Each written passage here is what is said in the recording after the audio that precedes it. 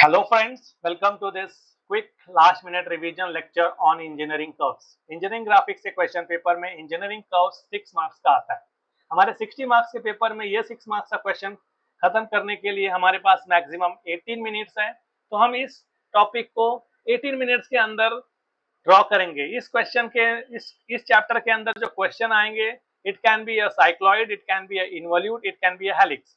तो आओ quickly discuss करते हैं कि साइक्लॉइड क्या होता है, इन्वॉल्यूट क्या होता है, हेलिक्स क्या होता है। तो साइक्लॉइड कब मिलता है? जब अपन किसी सर्कल को किसी सरफेस के ऊपर रोल करते हैं तो उसका जो सर्कमफरेंशियल पॉइंट होता है, वो जो कर्व ट्रेस करता है, उस कर्व को साइक्लॉइड बोलते हैं।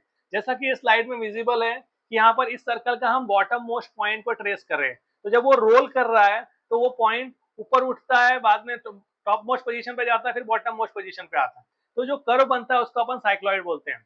तो साइक्लॉइड क्या होता है? इट इज द सर्कमफरेंशियल पॉइंट का ट्रेसिंग। जब हम सर्कमफरेंशियल पॉइंट को ट्रेस करते हैं तो साइक्लॉइड फॉर्म होता है। Next is involute. इन्वॉल्यूट क्या होता है? जब हम किसी सरफेस के ऊपर वायर को वाउंड करते हैं या अनवाउंड करते हैं तो वो वायर वाइंडिंग और अनवाइंडिंग के वक्त एक कर्व ट्रेस करता है, उस कर्व को अपन इन्वॉल्यूट बोलते हैं। आपने स्क्रू देखा होगा। स्क्रू को क्या करते हैं अपन? गोल घुमाते हैं तो एक्सियली दीवार के अंदर जाता है या बाहर आता है। तो ये जो कर्व जो है, हेलिक्स जो एक कर्व है, वो किसी सर्कुलर सरफेस के ऊपर एक्सियल मूवमेंट के कारण जो कर्व बनता है, दैट इज आवर हेलिक्स। तो आओ डिस्कस करते हैं पहला क्वेश्चन। पहला question is about involute of a circle. तो अपने को क्वेश्चन बोला है, draw involute of a circle in which string length is equal to the circumference of a circle. तो इन्वॉल्यूट क्या होता है? इन्वॉल्यूट मतलब हम एक सरफेस के ऊपर एक स्ट्रिंग को वाइंड करेंगे या अनवाइंड करेंगे। इस क्वेश्चन में हमें कंडीशन दिया है कि the length of the string is equal to circumference of the circle. मतलब अगर आपको क्वेश्चन में जो सर्कल है उसका डायमीटर दिया होगा, अब वो सबसे पहले एक सर्कल बनाइए फॉर द गिवन डायमीटर। अब इस सर्कल को आप 8 इक्वल पार्ट्स में डिवाइड कर सकते हैं। ठीक है, आपको बुक्स में वो 12 पार्ट्स में भी दिया है, लेकिन अगर हम लोगों को फटाफट इस क्वेश्चन को करना है तो अपन इसको 8 पार्ट में डिवाइड करेंगे। कोई प्रॉब्लम नहीं, आप 12 पार्ट्स में डिवाइड करिए, आप 8 पार्ट्स में डिवाइड करिए। मैं 8 पार्ट्स में डिवाइड कर रहा हूँ। तो मैंने इस सर्कल को 8 इक्वल पार्ट्स में डिवाइड किया। मैंने इसके सर्कमफरेंशियल पॉइंट्स को 1 2 3 4 5 6 7 8 नंबर दे दिया। अब मैं क्या करूंगा? जो मुझे डायमीटर दिया उस डायमीटर से मैं सर्कमफरेंस कैलकुलेट करूंगा। तो उसका फॉर्मूला है पाई डी। तो मैंने पाई डी कैलकुलेट करके मैंने एक हॉरिजॉन्टल लाइन बना दिया। इस हॉरिजॉन्टल लाइन के ऊपर अपना ये हॉरिजॉन्टल लाइन बना दिया। जितने पार्ट में मैंने सर्कल को डिवाइड किया उतने ही पार्ट में मैं इस सर्कमफरेंस को डिवाइड करूंगा। तो अपन ने कितने पार्ट में सर्कल को डिवाइड किया था? 8 पार्ट में। तो अपन 8 पार्ट में इस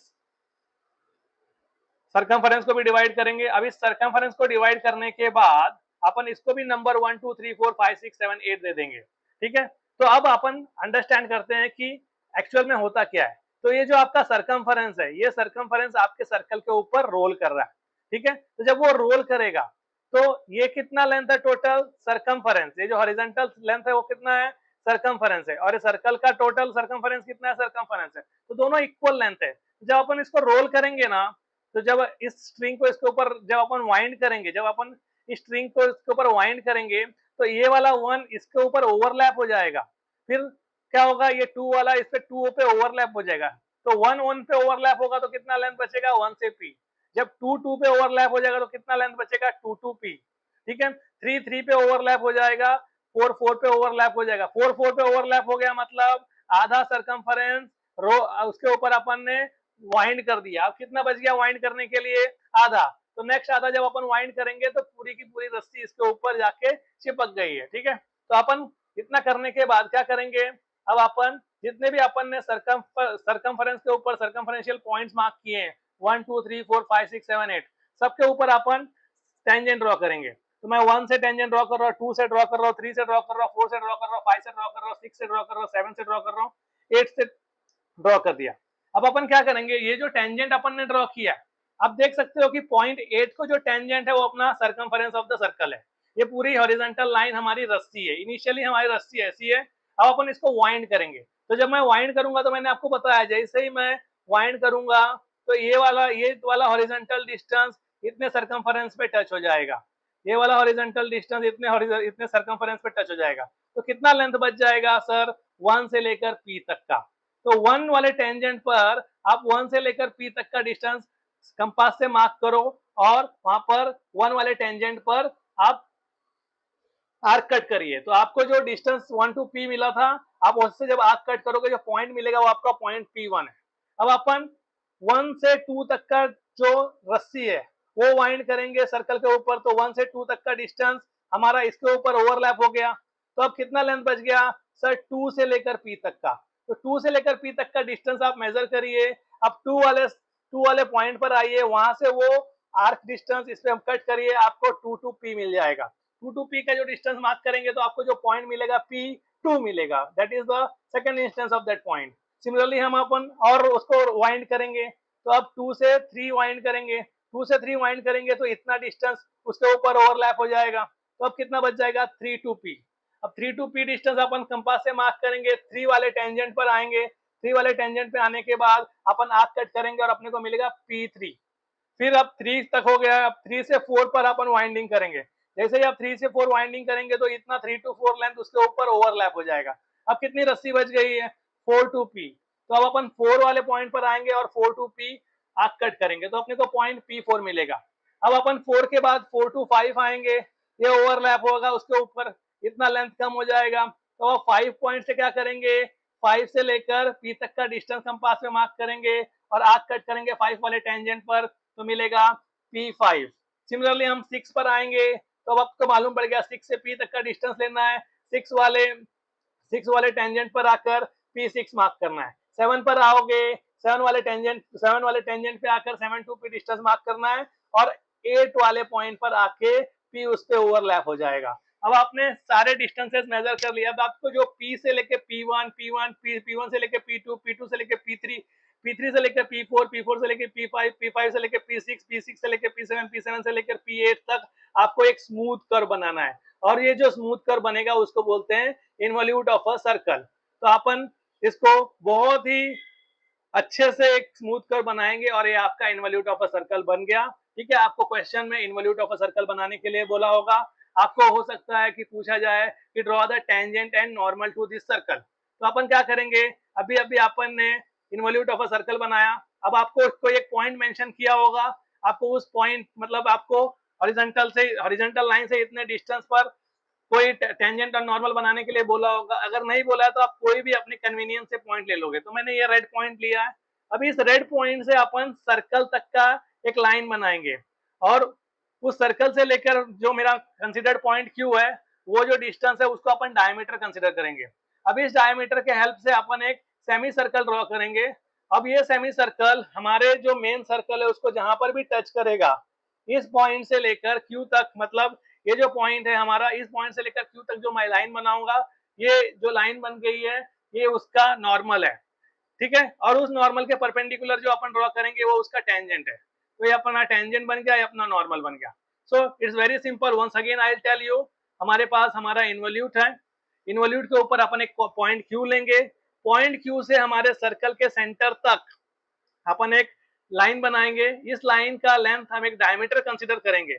फॉर द गिवन डायमीटर, जो डायमीटर हमको मिला है, इस डायमीटर का हम लोग एक सेमी सर्कल बनाएंगे। जहां पर भी सेमी सर्कल हमारे सर्कल को ओवरलैप होगा, उस पॉइंट से लेकर Q तक हम एक लाइन बनाएंगे और ये लाइन जो है वो हमारा नॉर्मल लाइन है। इस नॉर्मल लाइन के perpendicular tangential to the involute हम एक टेंजेंट ड्रॉ करेंगे। तो ये बन गया हमारा टेंजेंट और ये बन गया हमारा normal. So this is the step to draw the tangent and normal to the involute।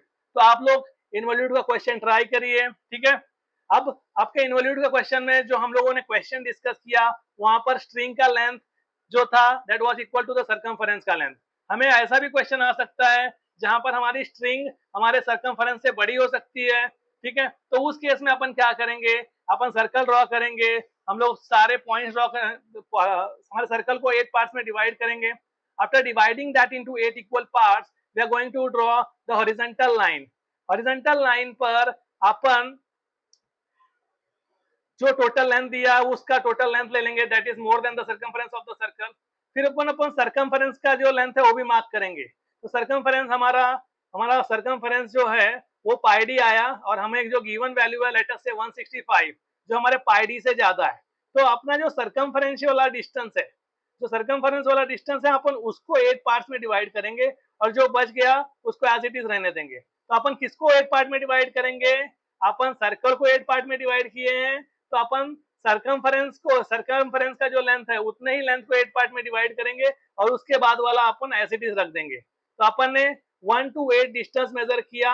1 to 8 distance जो है वो हमारा सरकमफेरेंस ऑफ द सर्कल है। जितना सरकमफेरेंस ऑफ द सर्कल था उतने पार्ट को अपन ने 8 पार्ट में डिवाइड किया और जो बच गया वो पार्ट छोड़ दिया।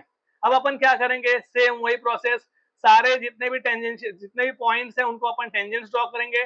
टेंजेंट्स ड्रॉ करने के बाद पॉइंट 1 वाले टेंजेंट से अपन 1 से लेकर P तक का डिस्टेंस मेजर करेंगे और आर्क कट करेंगे तो P1 मिलेगा। सेकंड वाले टेंजेंट से अपन 2 से P मेजर करके आर्क कट करेंगे। थर्ड वाले टेंजेंट से अपन 3 से P मार्क करेंगे। इस तरह हमें P1, P2, P3, P4, P5, P6, P7 मिलेगा, फिर P8 मिलेगा। ठीक है, और बाद में हम लोग अपना इनवॉल्यूट ड्रॉ करेंगे, एक स्मूथ कर्व ड्रॉ करेंगे और इस तरह अपना स्मूथ कर्व मिल जाएगा। प्रीवियस क्वेश्चन में हमारा इनवॉल्यूट बॉटम मोस्ट पॉइंट पर आकर टच कर रहा था क्योंकि हमारा जो स्ट्रिंग का लेंथ था that was equal to the circumference. Is that very clear? Now let's discuss the situation where the involute of a circle is having a string which is lesser than the circumference of the length. तो same process है, आप circle बनाइए, उसको 8 equal parts में divide करिए, फिर आप horizontal line बनाइए that will be equal to the circumference का लेंथ। फिर अपन क्या करेंगे? हमारा जो पॉइंट पी है जिसको हम ट्रेस करने वाले हैं वो सरकमफेरेंस से कम वाले डिस्टेंस पर है, लेकिन अपन सरकमफेरेंस को 8 पार्ट में डिवाइड करेंगे। तो आप देख सकते हो कि हमारा पॉइंट पी वो 7 और 8 के बीच में आया, वो पॉइंट पी 7 और 8 के बीच में आया। तो अब अपन क्या करेंगे? अपन जितने भी सर्कल पे पॉइंट है सबको टेंजेंट ड्रॉ करेंगे। After drawing the tangent to all the points, अब अपन क्या करेंगे? 1 वाले पॉइंट टेंजेंट पे 1 से लेकर P तक का डिस्टेंस लेके आर्क कट करेंगे और हमें P1 मिलेगा।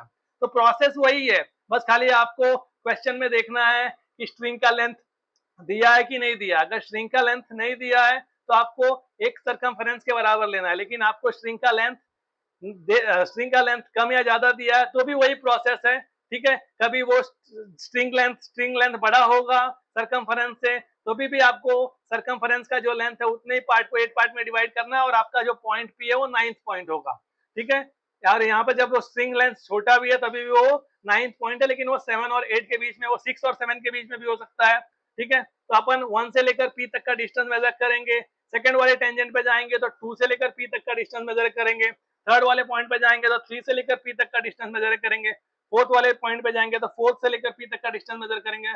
और इस तरह से हम लोग सारे पॉइंट्स लाने के बाद अपना स्मूथ कर्व ड्रॉ करेंगे और ये जो कर्व बना है वो है involute. Is that very clear?